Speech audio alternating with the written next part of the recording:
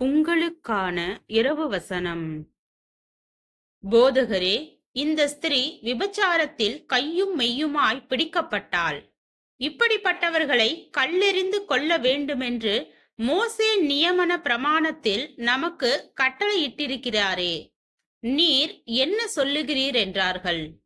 அவர் மேல் குற்றம் சுமத்துவதற்கான காரணம் உண்டாகும் பொருட்டு அவரை சோதிக்கும்படி இப்படி சொன்னார்கள். இயேசுவோ குனிந்து விரலினால் தரையிலே எழுதினார்.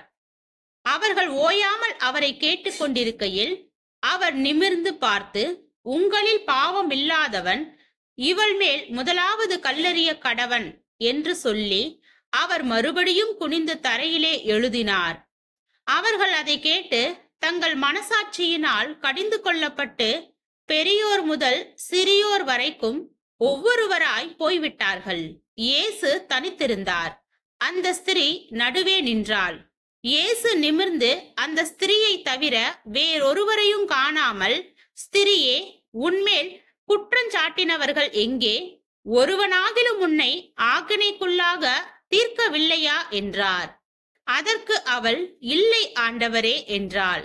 இயேசு அவளை நோக்கி, நானும் உன்னை ஆக்கினைக்குள்ளாக தீர்க்கிறதில்லை.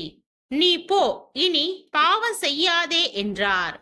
யோவான் 8வது அதிகாரம் வசனம் 4 முதல் 11 வரை.